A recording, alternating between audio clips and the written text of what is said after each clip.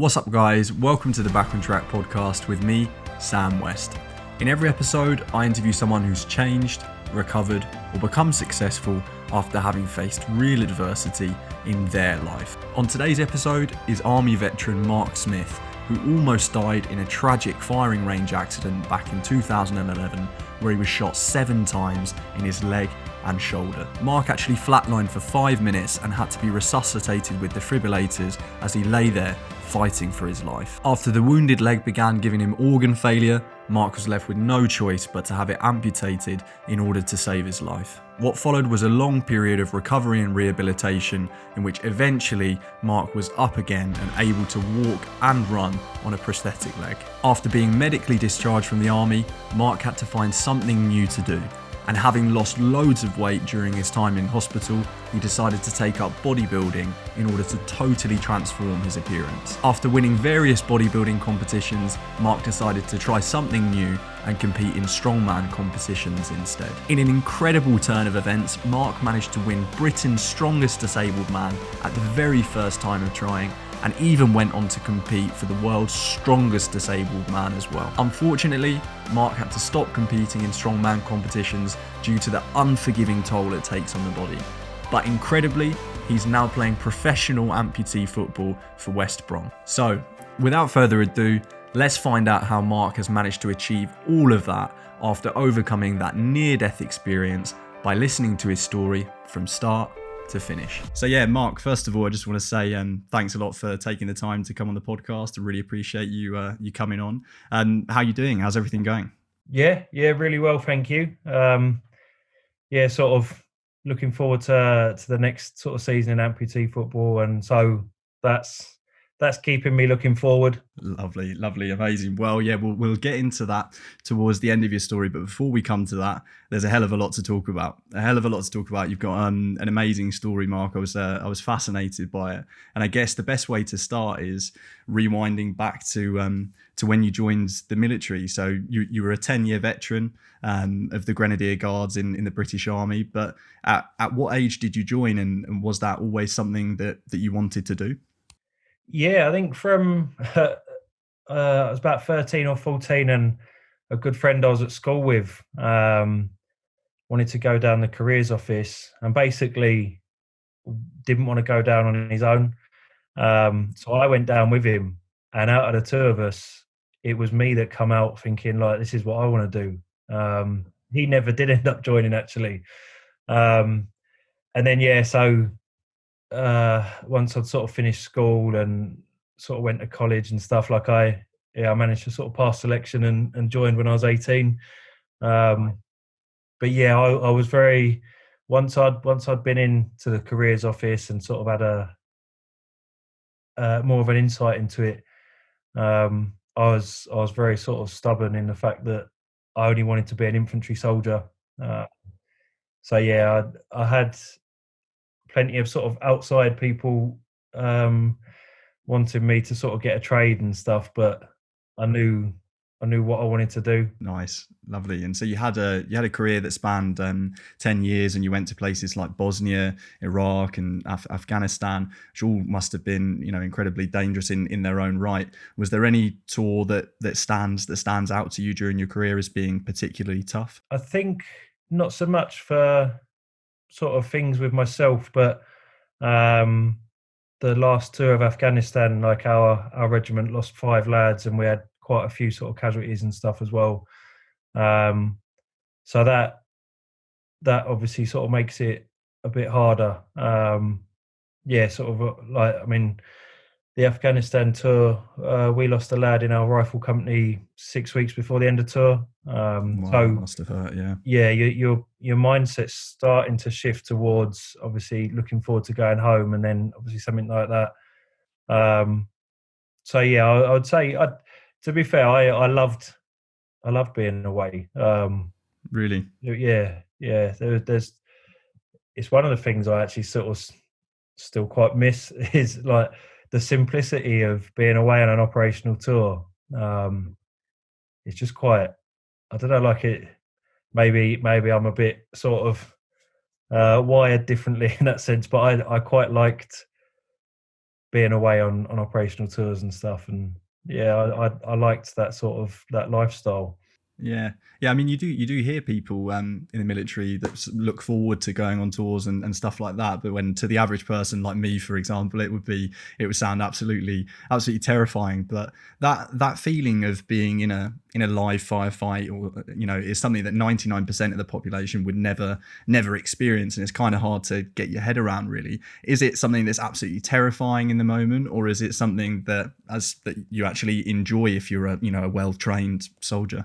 I grew to enjoy it. I'd say the first one, yeah, was terrifying. Well, they're all terrifying in their own sort of right. I think the thing I wasn't expecting, no one really knows, I suppose, how they'll react until they're in that situation. And for me, I found I had like a nervous giggle.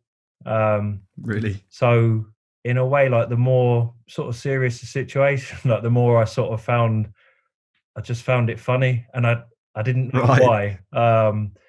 So a lot of the sort of the contacts and stuff, my memories of them, although sort of yeah, it is sort of terrifying when you get back to camp and the adrenaline wears off and stuff like that. Like, Yeah.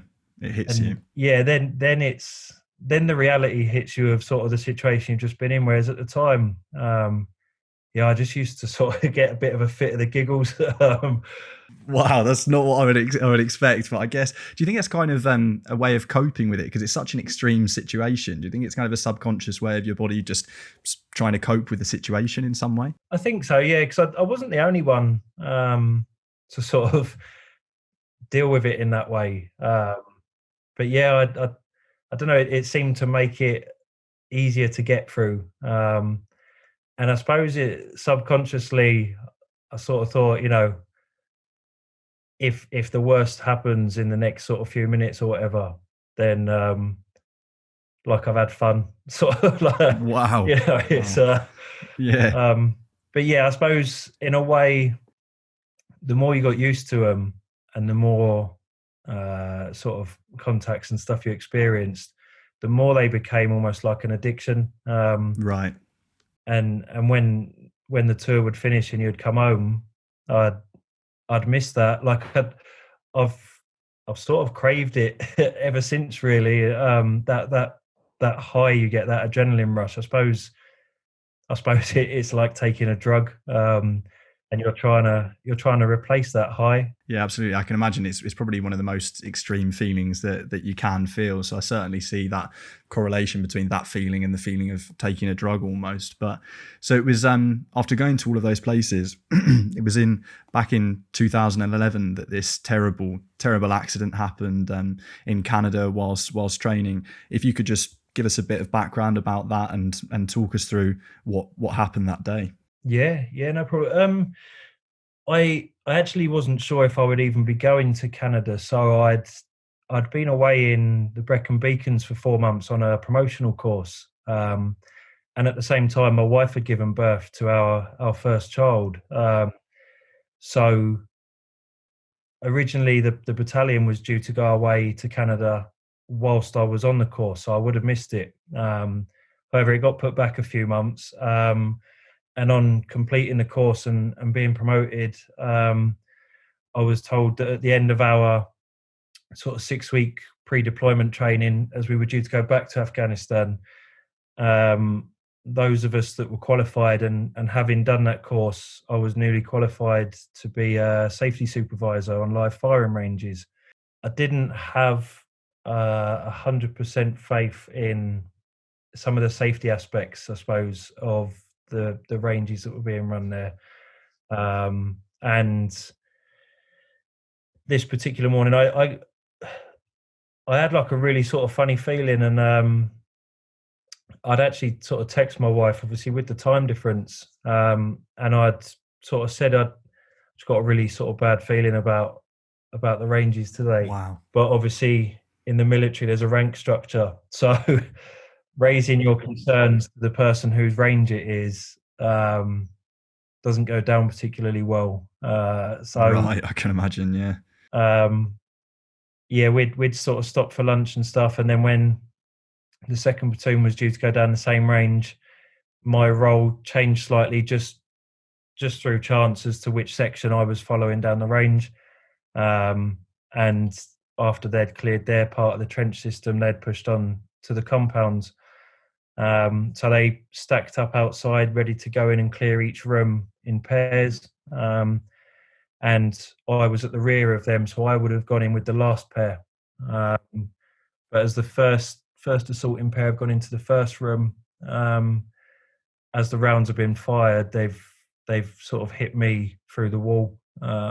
So the buildings themselves are only sort of MDF, because they get shot to pieces over 6 weeks, knocked down and replaced. Right. Okay. So really thin material. Yeah. And like I said, it just so happened that I was the other side of the wall. And yeah, I took several gunshots to my leg. So they basically entered through my backside and came out through my groin. And then one to my shoulder as well. Do you remember the moment of being shot? Do you remember the impact, or was it kind of the shock of it just put you unconscious? No, I'd actually stayed conscious throughout, right up to the point that I was on the helicopter on my way to hospital. So it was a real intense sort of burning sensation.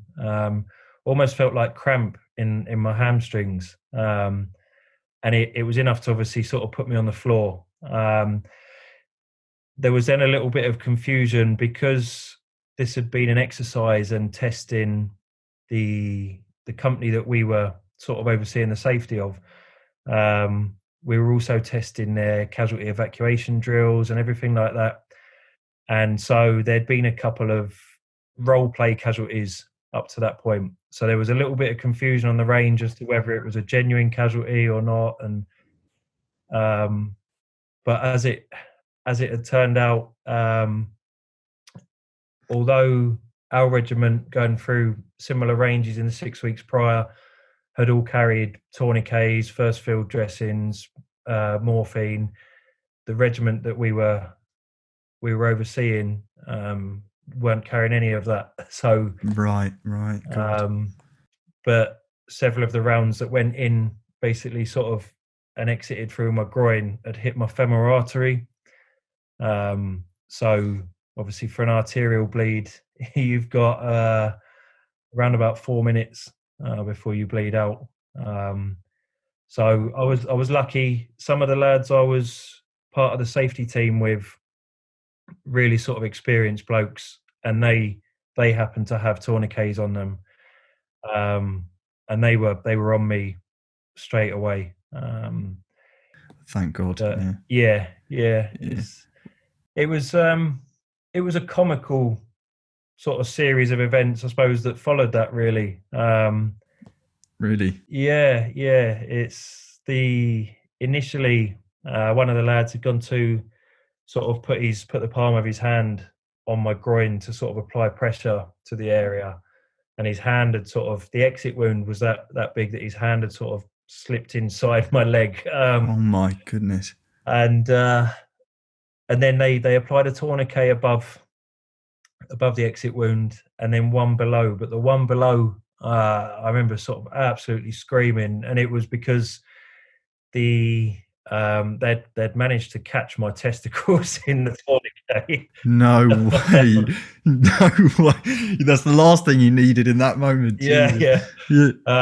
So obviously I was absolutely screaming in pain. So that one was quickly taken off and then reapplied. Insult to injury, Yeah. So it sort of, in a weird sort of way, it kept the mood quite light. And as much as I was in a lot of pain, and added to the fact that none of the lads had any morphine, so the whole time I'm laying there, I'm getting the full the full experience of what it feels like to be shot. I can't imagine the pain of that. It must have been, yeah, something else. And well, thank God you survived it, because I don't know how many people there are in the world that got shot 7 times and managed to survive. And the crazy thing that I read about this as well is you technically you actually died a couple of times, didn't you? In the helicopter and on the operating table, even for a time of up to 5 minutes, which was so it was really touch and go. Yeah, if you could just tell us a bit about that. Yeah, I think the mistake I made, because of the confusion, it took around 90 minutes to get me off the ground. Had it happened in Afghanistan, I'd have probably been on the operating table within 20 minutes, Right. from the point of injury. But initially, I was due to be flown to Medicine Hat, a local sort of hospital. But yeah, once I'd been sort of fighting and fighting and fighting, sort of laying on the ground, knowing that this nice, cozy, relaxed feeling wasn't a good sign. So to sort of stay awake, and I had some encouragement from the lads that I was working with. Can imagine, yeah. But once I'd got onto the helicopter, once they'd sort of carried the stretcher on, in my mind I was safe, so I relaxed a little bit. Apparently, that's when I sort of went, and then I don't. From that point, from being on the helicopter, the next point was about 3 days later. But from everything my wife has sort of filled in the blanks of, yeah, I'd gone in the hospital, and had to be sort of resuscitated with defibrillators. But yeah, it was about 5 minutes in total. So the after effects of that, as much as they're sort of not visible, like I ended up with something called a hypoxic injury, so a lack of oxygen to the brain. So yeah, my short term memory is horrendous as a result. So Right, God, yeah. So, well, thank God you survived it, because yeah, as I said, it really sounded like it was touch and go at points. And then, so you came round after a couple of days, and did they basically inform you that they had to take your leg off in order for you to survive, or how did that play out? So my wife had got a knock at the door, and within 4 hours, she was on a flight over to Calgary, which is where I ended up getting forwarded onto. And essentially, she was being flown over to turn off my life support. Um, so that's the sort of condition that I was in at the time. So when she's got to the hospital and she's gone into the room, I've got all of these machines and stuff wired up to me, and at that point, it was those keeping me alive. And yeah, I think it was the second or the third day, they'd tried to bring me off them. And yeah, once I'd sort of come round enough, it was basically to sort of say, we need to take your leg. Initially, I wasn't sort of playing ball. So it wasn't so much having the amputation, it was more lads in the regiment had lost limbs before this, and I'd noticed that the ones who were missing their legs above the knee had struggled a bit more than those that had kept their knee. Right, So I was basically sort of pleading to, if you're going to amputate the leg, can you amputate it below the knee? And because the surgeon wouldn't sort of promise that was what would happen, initially I refused to have the amputation, and until I was sort of given a stern talking to by my other half, and then this is what's going to happen. yeah, their words were basically, if we don't take the leg today, you won't see the day out. The leg was starting to sort of give me organ failure, so that was obviously their concern afterwards. And within a few hours of having the leg amputated above the knee, I'd actually started to pick up. So yeah, obviously they salvaged what they could, and over the next couple of months, I ended up having more taken and more taken, but at the time, that was enough to sort of keep me alive. Sure, sure. So what was going through your head when you were coming to terms with the fact that they were going to have to do an amputation? Because I know you're a very keen footballer. That's an important sport for you. What sort of things were going through your head, and was that really difficult to come to terms with? Um, yeah, do you know, it wasn't because I'd had friends that had ended up on prosthetic legs and stuff. I sort of knew I would walk again, so that didn't really, excuse me, sort of concern me as much. It was that I won't play football again. That was for whatever reason, that was the first sort of thought, and then as sort of I had a lot of time to sort of lay there and think, and then it was a case of I'd got to a rank and a role in my job that I really enjoyed, having some sort of leadership and some influence and being able to sort of help the younger lads and stuff. I really enjoyed that, the responsibility, and so to have finally got to a point in my career that I felt like this is a sort of role that I wanna be doing. Um, So you're really worried about your career at that point as well. yeah, so some lads were able to switch their mindset quite early on into, "This is what I wanna do now." Like, I know my army career is done. I wanna do this, I wanna do this, and for so long, it was, "I haven't got a backup plan."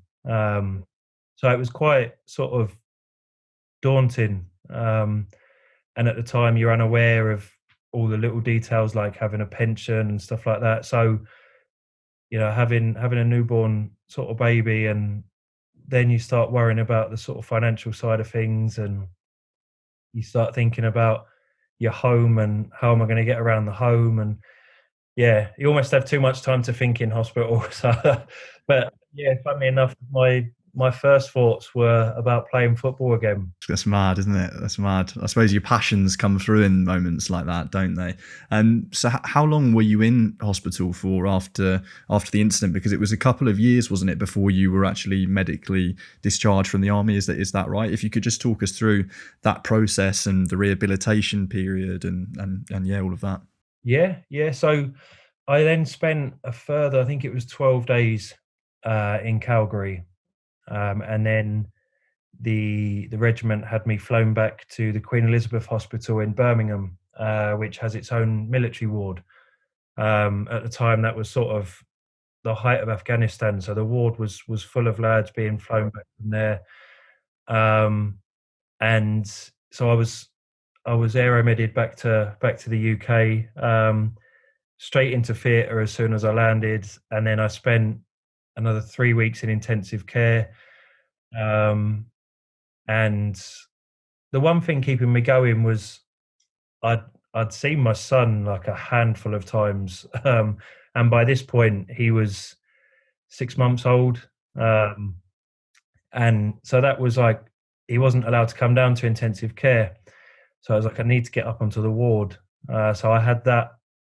That was my motivation to sort of keep going, and Your driving force, yeah. yeah, and then I finally got up onto the ward after 3 weeks, um, and he was passed to me sort of in bed, and I had a cannula in my hand, um, and yeah, obviously being inquisitive, he ripped that straight out of my hand. Blood went everywhere, and then I Oh no. again, and so it wasn't quite how I imagined it, but um, yeah, eventually, once I'd sort of started to get better and better, had more and more operations over time, and I think I spent a total of 9 weeks in hospital. Um, Wow. but Wow. yeah, it was an amazing place, and I think it gave me the foundations for having like a sort of positive outlook, because I shared a room with three other lads, an officer who was due to have his legs amputated, a lad who had lost both his legs, and then a lad opposite me who was a triple amputee, uh, and the arm that he had left at the time was broken, and he was up and about in a wheelchair, and so I was just surrounded by all of these lads just cracking on, just really sort of positive, and being around other sort of soldiers, there was still that sort of sense of humor, and it was just I actually look back on my time at the QE quite fondly. I feel quite lucky that I was able to sort of share that experience with so many sort of really, really like top blokes, Yeah. all sort of highly driven and determined to sort of get back to some sort of normality. So your mind then shifts to the next sort of thing, which is getting to Headley Court, which is where all your rehabilitation will take place. So that's where you're going to get on your prosthetic leg. That's when you're going to get walking, running, physio, all that sort of stuff. So there was plenty to keep you sort of looking forward. And yeah, it was there that I sort of got walking, and eventually, after 2 years of pestering, I ran. Wow. So Yeah. yeah, that was my very last session at Headley Court. Was I completed 400 meters of the running track on a running blade. So What was that? What was that feeling like the first time that you started running after this incident happened? Did that feel like a massive victory for you? Did it? Yeah. How did that feel?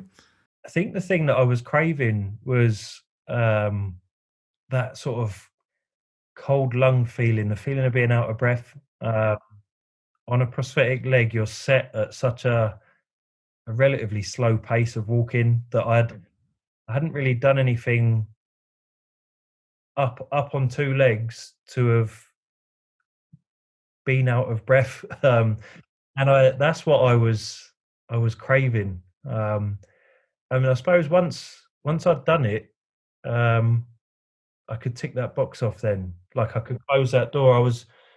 I didn't really have much interest in running again. Yeah. It was just I needed to do that. I needed to get it out of my system. So yeah, Headley was all about um, so many sort of positive things, and for me, that was where um, I I started to get that sort of addiction for the gym, and I would spend every sort of spare moment there. Uh, so yeah, I didn't want to be sort of sat on my bed between sessions and stuff. So I would just take myself off down to the gym, and um, largely because having spent so long in hospital, I'd had so much sort of muscle waste that I almost became unrecognizable. So that there's one particular photo that sticks in my mind, and that was my sort of drive as to when I'm out of hospital and when I get to Headley Court, I'm never going to look like that again. Yeah, I've seen that photo. You shared it on social media recently, right? Is it the one you're in a wheelchair outside a hospital? Yeah, I saw that, and it certainly looks nothing like how you look now. It's the transformation is incredible. So when you had to leave the army in 2013, how difficult was that for you? Because I imagine it formed a massive part of your identity, and as you say, you just got to quite a senior rank. How difficult was the transition, leaving the army, and did you know what you wanted to do, or yeah, how difficult was that? I think because Headley Court, you almost sort of feel like you're between roles. You're not quite a civilian, but you're not quite a soldier anymore. And I accepted that I wouldn't go back to the regiment because the job that I was doing before I wouldn't be able to do, and I didn't want to go back there and sit in an office or anything like that. It was like, if I can't do the job I was doing before, then I don't want to be in and around the battalion, which is what made me opt for the medical discharge when it came to the medical board. It was, in my eyes, that was being a soldier. So anything sort of less than that, and that helped in a way because that made my mind up that, and it made it easier to come out of the army, because it was a case of if I can't do that job, then I would rather sort of move on. Um, so I retrained as a personal trainer initially, but yeah, I suppose, I mean, I'd been a soldier since I was 18, so I'd always had the barracks was always an escape.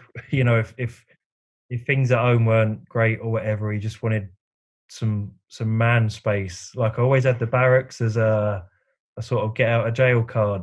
A safe haven, yeah, yeah. Yeah, and that was the thing I found hardest was that went and I had to suddenly face problems and stuff at home, and then the little things started to become big things, and um, yeah. So I would say within 6 months of actually being medically discharged, that was when I really started to miss it. Um, so yeah, I think I did the personal trainers course without really thinking, oh, I really want to be a personal trainer. It's just I need to do a course before I'm out the army to make use of it. I'll do that. So, um, but I was still a little bit lost. So how long was it before you decided to take up bodybuilding? Because yeah, that was the first thing that you started competing in before strongman, right? Yeah. So how long after being medically discharged, yeah, did you start that up? So by the time I'd finished the personal trainers course, it was about November 2013, and I'd started working in a gym, Bannatynes it was, and I sort of felt like a bit of a glorified, like, sort of cleaner. If you weren't taking group sessions or a personal training session, you were cleaning the showers, cleaning the toilets, sort of cleaning the treadmills, and um, I remember just sort of standing on the gym floor one day and um, standing up on a prosthetic leg for 8 hours a day, 5 days a week, like I was coming home in agony. Right, right. And sort of, I said, I was sort of saying to my wife, "Is like, I don't know how long I can sort of do this for. Like, I'm in agony." And it was making me really unhappy. And it was like, I feel like I need a challenge. Like I need to be doing something more than this. Um, and the hours that I was doing, I think it was like 2 o'clock in the afternoon till sort of 10:30 at night. So I wasn't seeing any of my family. They were at sort of school and stuff, and then by the time I get home, everyone would be in bed, and it's like this isn't what I imagined sort of life after the army sort of being like. And it's like I need a challenge. And one of the things where that particular photo had seen me looking so ill and so malnourished, it was like, what can I do that is the polar opposite of the way that I look then? Um, and I started sort of looking online, and I'd found a couple of sort of amputees previously, mainly in America, that had stepped up on bodybuilding stages and stuff. And it was like, in my initial thoughts were, if I can stand up on a stage wearing very little, um, Yeah. people won't be looking at me so much for my leg, but I'll be getting critiqued and judged on everything that I've got left. Um, Yeah, yeah.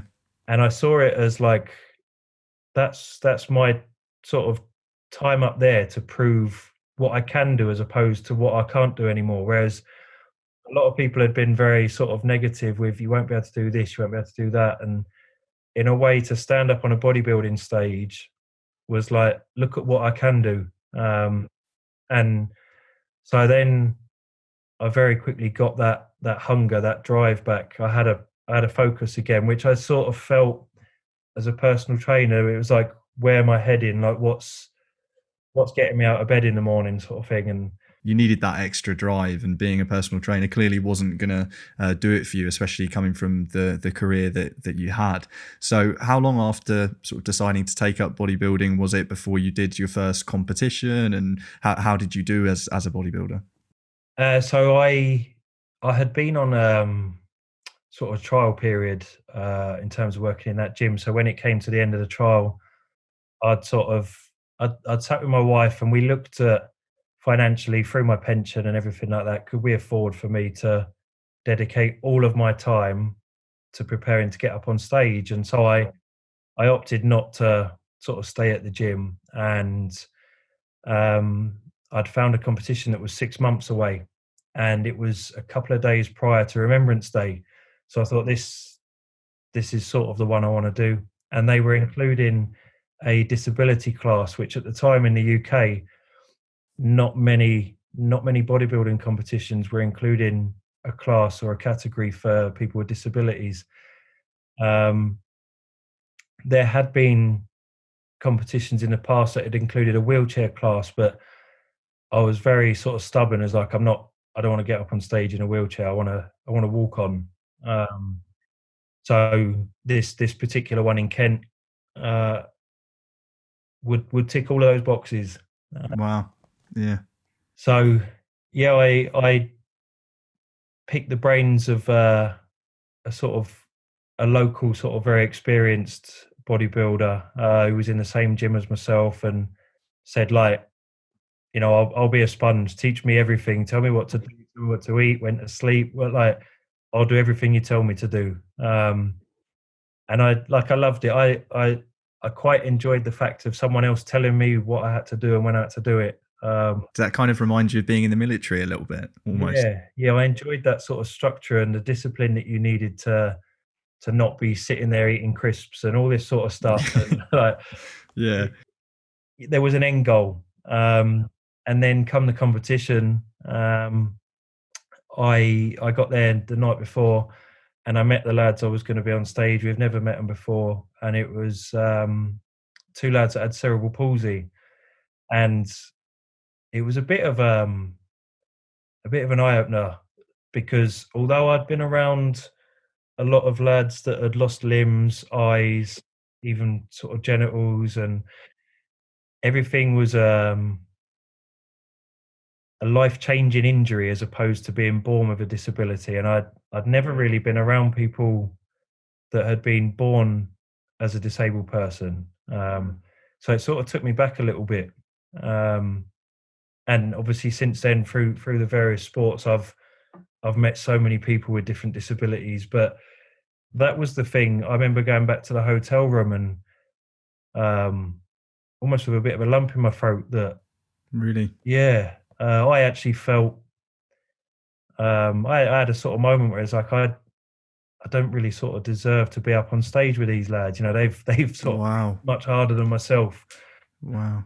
You know, I'd had all of these years of being a perfectly able-bodied person, and it was quite a sort of poignant competition. But you know, my wife sort of seen, you've put a lot of effort into this. You sort of, you know, you sort of deserve to be up there. Absolutely.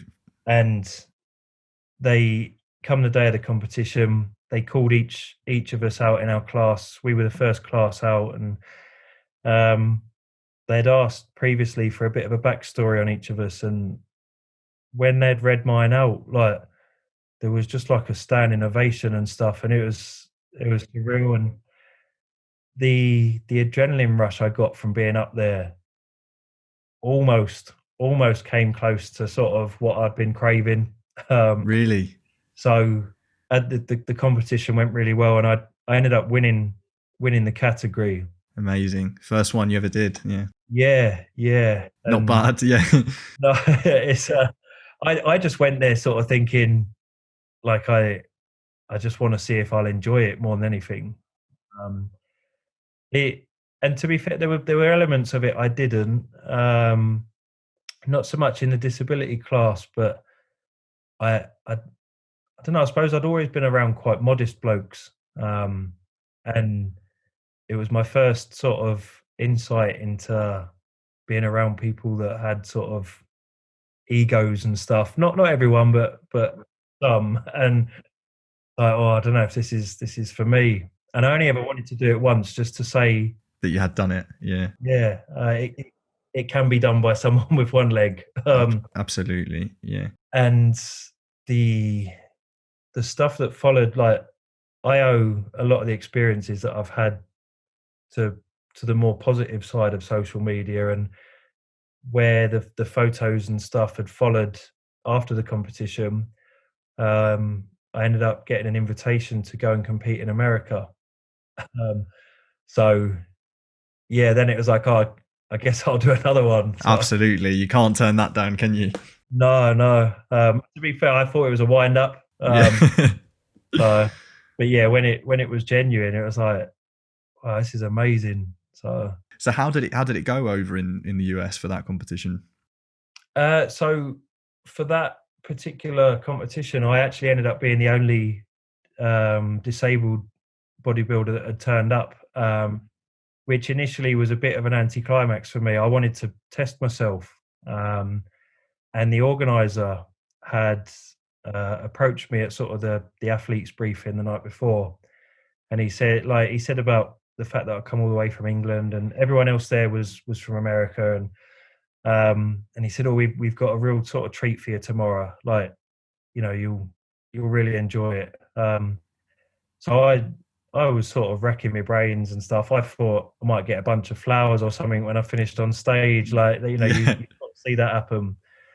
And so in the morning, I'd done my sort of quarter turns, my poses, my routine, in literally like a sold out arena. It was huge. Wow.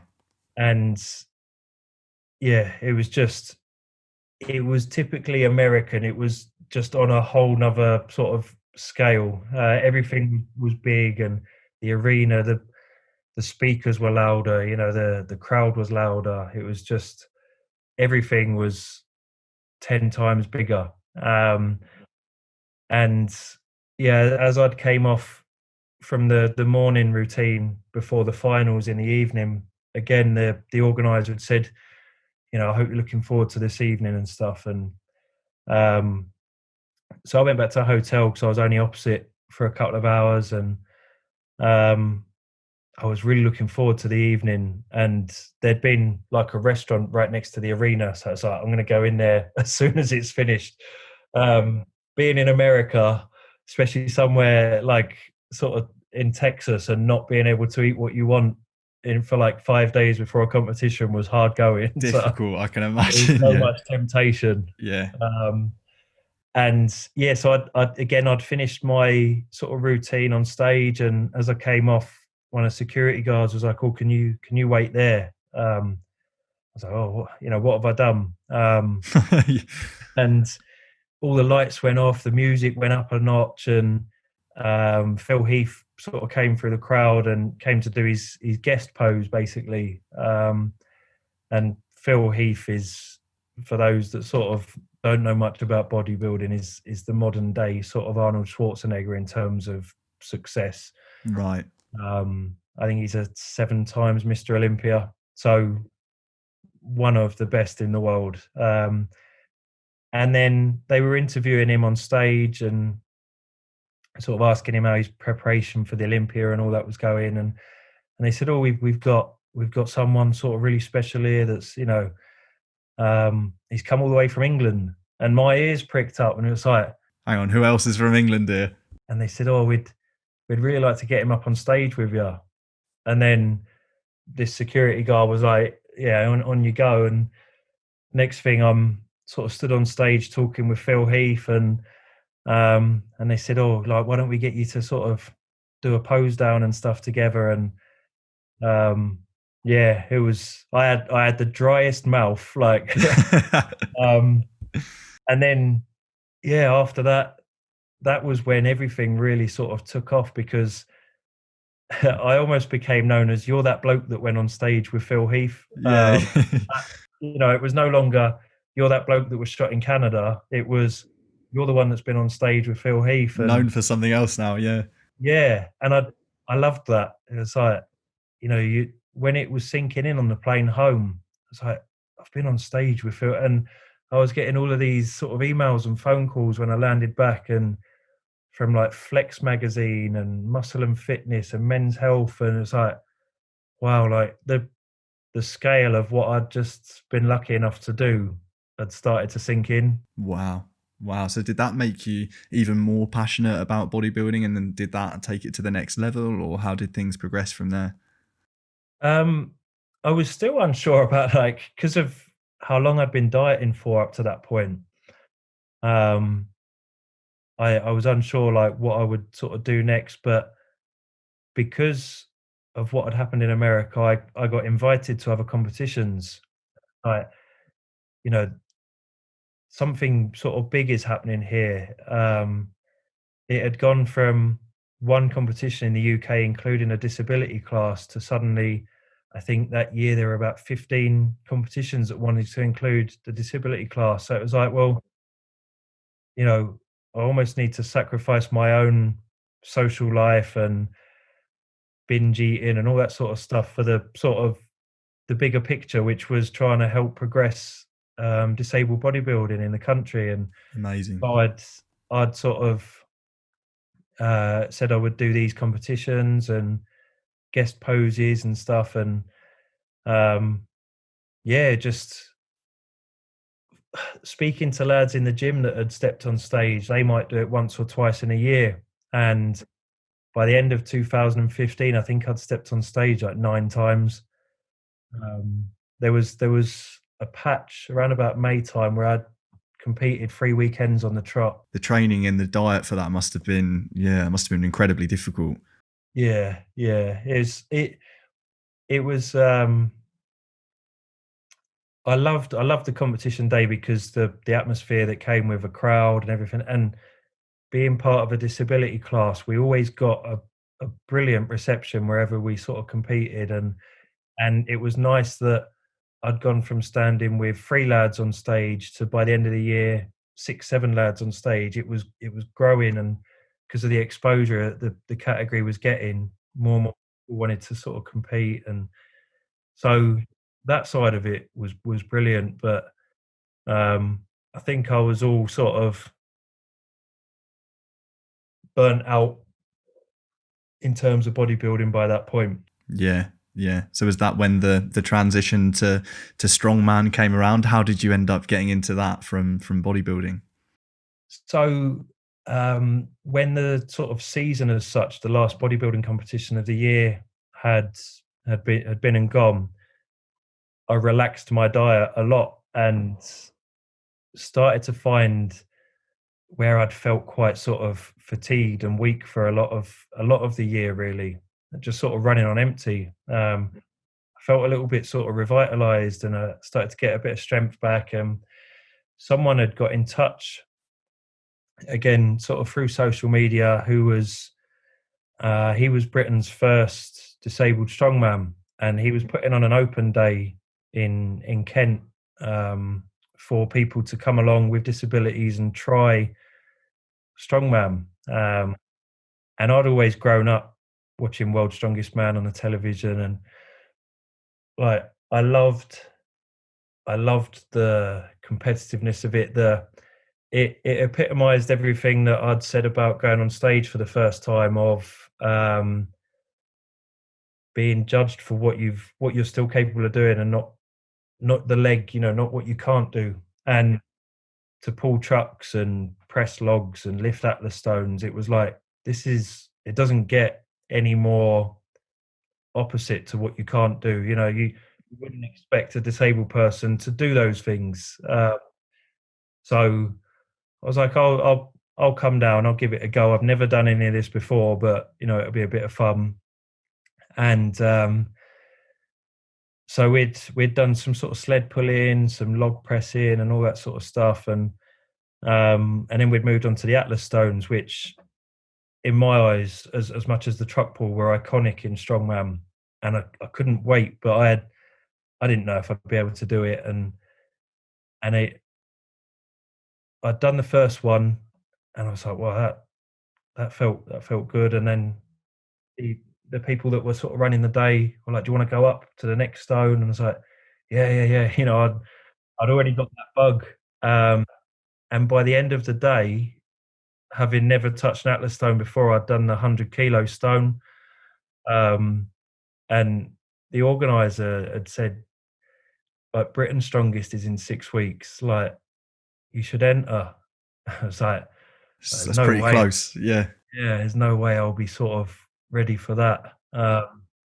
And I got home and we sort of had a talk. And the thing I liked about strongman is there was no grey area. Like, bodybuilding, as much as you put in all of everyone's put in as much effort as they can, it comes down to judges' opinions. Whereas strongman, there was no grey area. The strongest man over the 5 event wins. And I quite liked that it was an actual full-on competition.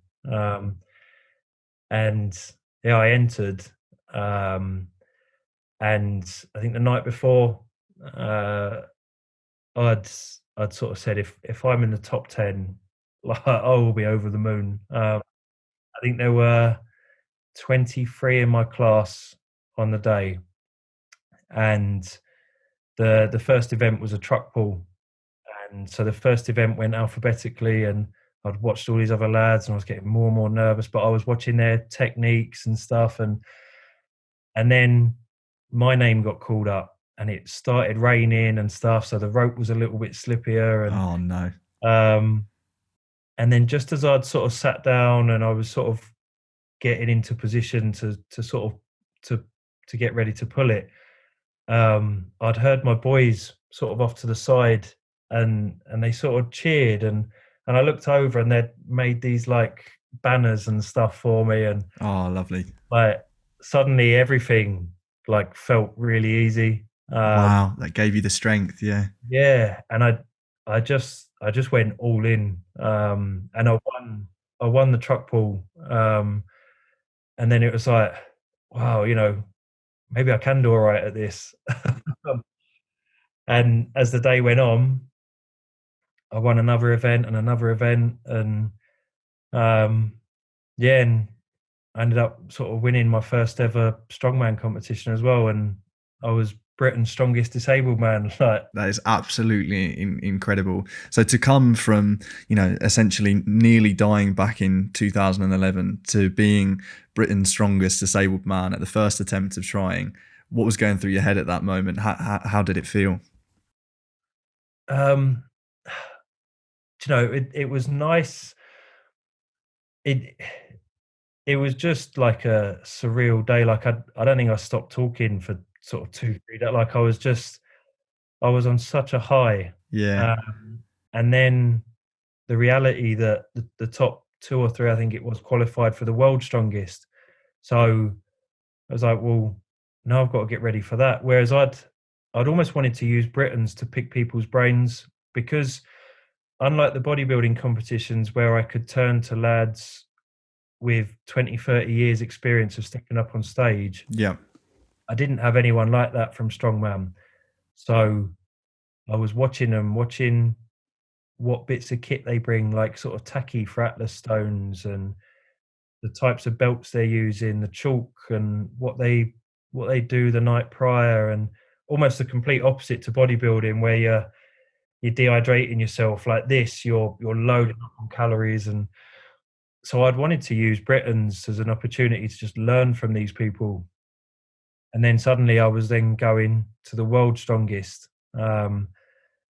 So yeah, I one of the biggest sort of learning curves I took from that was with bodybuilding. I would almost train right up until a day or two before a competition, whereas I found out after the worlds a lot of the strongmen would rest for a week leading up to it, and I'd been so determined to sort of do myself proud that I'd done what I'd done in bodybuilding and trained right up to right. almost the day before. Yeah, Like, I yeah. didn't want to leave any sort of stone unturned in a way. And we went up. It was held in Manchester, and when we got there, and these lads were huge, and I was like, this is like another level. And yeah, it was a humbling experience. I came sixth that day, and like that, I was happy with that. That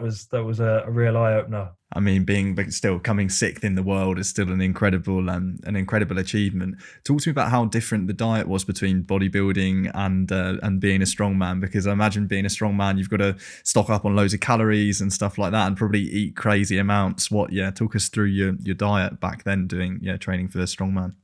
Yeah, so that was the biggest. It took me probably a month to get used to the change in from going from bodybuilding, where you're you're hungry and you're looking at the clock, counting down the minutes to your next meal. You know, almost like you've eaten it, and 5 minutes later, you're like, I can't wait to eat again. Whereas with strongman, it was like, oh no, it's time to eat again. And Yeah. where where I was just picking the brains of lads I'd met at Britain's, they were all very much just get the calories in. So I completely put to one side trying to look in any sort of decent condition, and I did. I just took their advice at the time, and it was pizzas, ice cream, cheesecake, burgers. Like it was all going in every day. Um, and I'd actually got to the point where sort of 8 to 10,000 calories, and I was still hungry at the end of the day. My God. Yeah, and but obviously I started to look very different, and after Britain's, I'd managed to find a couple of local gyms, or sort of relatively local, that had Atlas stones, had access to pulling a truck and all this sort of stuff, and started to tailor my training more towards event training as opposed to bodybuilding training. Uh, and yeah, it was just that whole year was just one big learning curve. Sure. So for how many years were you doing strongman competitions? So my first one was in 2016, and then I did my last. Well, I sort of took part in a competition a few weeks ago, and that was my last sort of like go at it, I suppose. So the gym that I train at was putting on a charity truck pull with Lawrence Chalet, and so it was like temptation got the better of me. It was like I'll do it. Yeah. And some of the lads from Disabled Strongman were there, so the idea was to pull one first and then to pull two. Um, and I ended up winning both. I was the only disabled strongman to get both trucks over the line. And then it was like, I wonder if I could get back into it. Uh, but yeah, in strongman's pretty unforgiving on the body, and a few days later I tore my bicep. So that Oh, was wow. So did yeah, that mean the end of strongman essentially? yeah. I had to weigh up with the amputee football and the strongman as to what I get more enjoyment out of. Were you doing these two things at the same time, playing amputee football and strongman? Wow, that must have been a lot of training. So now you've decided to give up the strongman because of the effects it was having on your body, and focus on amputee football. And you play professionally for West Brom, right? Yeah, Wow, yeah. amazing. How's that going? For how long have you been playing for them for? And is there a new season approaching? Yeah, how's that all going? Yeah, so this will be my third season in amputee football, and yeah, I'm one of the less mobile, obviously, lads. So amputee football is 7 aside, and the goalkeeper will be an arm amputee, and then the 6 outfield players will be on crutches minus their prosthetic leg. Um, so yeah, I'm one of the older lads. The A lot of the lads in the league were born after I joined the army, so it's that was yeah, that was a reality check. But Yeah. my first season, I played for Peterborough United, and we won the National League. So that went really well. Again, another huge like learning experience. A lot of the lads at Peterborough play for the England national team as well, and so really, yeah, really sort of learnt a lot from some good blokes, um, and I was actually voted Player of the Year Wow. at the club as well. So yeah, I'd managed to sort of carry on that sort of enjoyment of having a little bit of success, something. And yeah, last season was a little bit disrupted, and with the league set up, there was a Premiership and a Championship. Uh, so Peterborough being in the Premiership, the opportunity came up to go and get some extra football and be loaned to a Championship club. And sort of being older, I was sort of fully aware that I don't know how many years I can play football for. I was like, well, I'd love to go on loan any chance for more football. So I Absolutely, yeah. ended up playing for Arsenal last season as well. Wow. Yeah, it was really, again, really good group of blokes. Yeah, really sort of enjoyable football to sort of be involved in. And but I'd actually playing against West Brom in the Championship. I was really sort of taken in by what a sort of close knit group they were, how hard they worked on the pitch for each other. Their manager always, like all of the games where sort of he was there, we'd sort of talk, and I loved being around like enthusiasm. It's infectious, and everything about West Brom was really sort of positive and enthusiastic. And it's like I kept looking at them last season. It's like, oh, I want a bit of that sort of thing. So yeah, this season will be my first season with West Brom. So all being well, the season should start in January. And do you have any concrete aims for this season as a team? Yeah, definitely. The aim is to win the league. I think you've got a good chance of doing that. We've been training. So I make the journey from Milton Keynes to West Bromwich every Monday evening for training, and the training sessions have been like top notch. All of the drills we're going through, the fitness aspects, everything just feels really professional. So yeah, with every session, you feel like it's really sort of building up to something. So we're itching for the season to start, to be honest. And yeah, I just want to sort of enjoy my football, and having got to know them over the last sort of few weeks and stuff, like, yeah, hopefully I can have a few years with West Brom and not keep moving from club to club. So Absolutely, yeah, it'd be nice to stay in one place. Well, fingers crossed it's going to be a good season for you. And one question that I've got for you, Mark, actually, is it's an interesting thing playing, being a bodybuilder, having done strongman, and also now professional amputee football. I feel like professional athletes, they have this extra mental 5%, that extra bit of push that some other people don't. And I think listeners, and myself included, for example, when I go to the gym, or if I go for a run, whatever it might be, those last 2 reps of the 10 that you're doing, or the last minute of your run, sometimes I might just give up. Like I don't always have that extra drive to finish it. Do you think that's something that can be taught, or do you think it's something that you either have or you don't, that extra mental push? Because clearly it's something that you had, doing strongman and the bodybuilding especially. Yeah, do you think that's something that someone can get better at, having that extra like 1% mentally, or do you think you either have it or you don't? no, I think everybody's got it.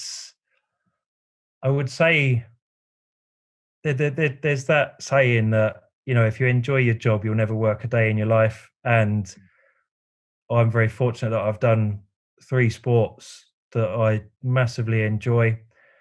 And I like to put a lot of pressure on myself to, if I come off the football pitch, if I finish a strongman competition, if I come off of stage, I know that I gave everything I could. And wherever I've finished, or whatever the result's been, that's what my efforts sort of deserved. But because they're passions of mine, and especially the football, because it's a passion of mine, I I feel very lucky to sort of do something that I enjoy. And I think if someone is lacking motivation, if they can find something that triggers those same feelings, that enthusiasm, that passion, then I think that definitely gives you that extra sort of 5% to, if you're enjoying what you're doing, you'll you'll have that motivation to put in that extra effort. Perfect. So there's not all hope lost for me then. There is No. there is some hope left. And Mark, as a way of finishing off the same way that I do with all my podcasts, I like guests to give listeners a little bit of advice, whether they're going through a similar situation, so whether they might have had a terrible injury or something like that, or if they're just going through adversity in general. So yeah, what pieces of advice would you give to people listening? I think one of the things, when I sort of hit my own real low point,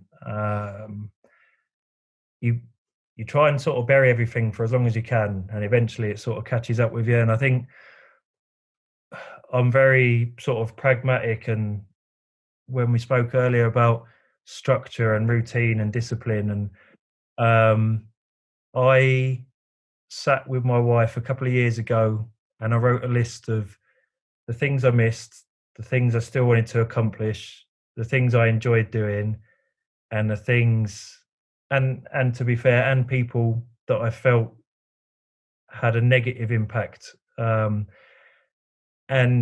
the aim was to try and tick off, be it weekly, monthly, more positives and less of the negatives. And for me personally, I found having like short, middle, and long term sort of achievable goals that were all positives. It almost sort of snowballed into more positives. And likewise, the couple of years previous, it was the opposite. One negative, be it sort of the pain I was in, sort of losing friends and so forth. I was sort of snowballing the opposite way. And I actually just found that focusing on all the positives that I still had and all the things I wanted to achieve in life still, that really sort of helped me out of that hole. And yeah, going back to sort of being in hospital those years prior, football was at the top of the list for the thing that I still enjoyed watching, the thing that I really missed like doing. And added to that, with the bodybuilding and the strongman, they're very individual, quite selfish sports at times, and you have to cut off a lot of a social life. And football brought back that socializing for me, and being around people with similar interests, similar senses of humor, all that sort of stuff. And I then started to surround myself with positive people. And yeah, I would say for me personally, the thing that sort of picked me up was to tick off a positive every week, every month. To break it down into small, into achievable things that are positive, and little by little, you just pick up a positive momentum, as you say. Yeah, no, that makes perfect sense, and I think I can definitely take some inspiration from that, and I'm sure a lot of people listening can as well, because you have an incredible story, Mark, and it does show that you can do anything that you put your mind to. Really, there's no barrier too great to stop you doing what you want to do. So I mean, yeah, above all, I just want to say thanks so much for coming on and giving your so much of your time, and yeah, talking us through all of your story. I really appreciate it. No, it's my pleasure. No, thank you. I always find it sort of humbling that people are interested. For me, years ago, this was just about finding stuff to make me tick, to find that adrenaline rush. And I never sort of anticipated that the things I've done would interest other people. So yeah, I always find it sort of really sort of overwhelming, I suppose, when people like yourself are actually genuinely interested in the things that I've done. So yeah, thank you. No worries. It's been an absolute pleasure, and it's no surprise to me, and I'm sure people listening that people are interested in it. But and yeah, want to wish you the best of luck with the season coming ahead in January. Hope to hear that you've won. Yeah, thank you. That's it for today's episode, guys. If you liked it, please give it a thumbs up. And if you want to see more, make sure you subscribe. And above all, thanks a lot for watching. If you've got a story that you want to share on the Back on Track podcast, get in touch, give me a shout. I'd love to hear from you via info@backontrackpodcast.com. www.strongman.com.